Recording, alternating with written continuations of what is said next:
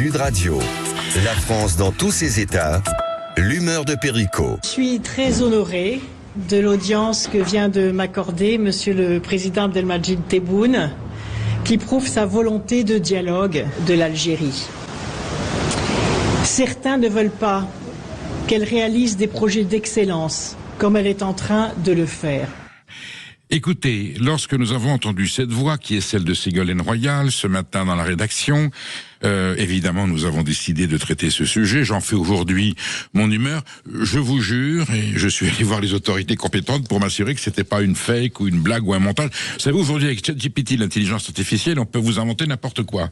Or, ce qui est extraordinaire avec Ségolène Royal, c'est qu'on n'a pas besoin de ChatGPT et de l'intelligence artificielle pour inventer n'importe quoi. Elle le fait elle-même. Elle parle en direct, il faut voir la scène, hein.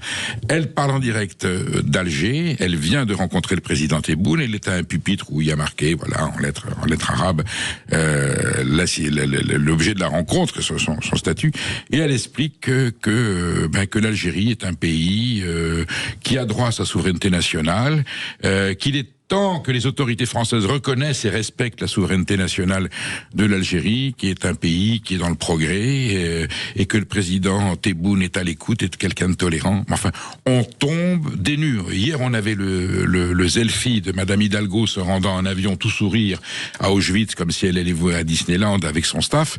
Et là, je parle pour des anciennes responsables socialistes. Enfin, Madame Hidalgo est toujours au Parti socialiste. Ségolène Royal a été la candidate du Parti socialiste en 2007, et elle parle d'Alger. Je me souviens de Georges Marchais qui, depuis Moscou, expliquait que le bilan de l'Union soviétique était globalement positif, hein, malgré les millions de morts du goulag.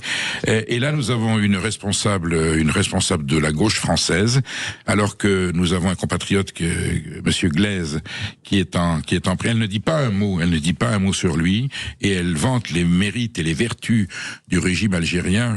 Il ne s'agit pas de les insulter non plus, mais peut-être qu'elle aurait pu attendre de venir en France en disant peut-être qu'il y a un malentendu qu'il faut dissiper, mais proclamer depuis Alger que l'Algérie est exemplaire et que la France se comporte mal avec elle, je ne trouve qu'une explication, c'est qu'elle va se présenter, donc là on a une déclaration de candidature à la présidence de la République, elle va se présenter à la candidature suprême, et je pense qu'elle a besoin probablement des fonds algériens pour payer sa campagne, et elle est allée chercher l'argent à Alger, et elle soit c'est une demande au gouvernement algérien de soutien, soit elle remercie les autorités algériennes de s'impliquer dans sa campagne.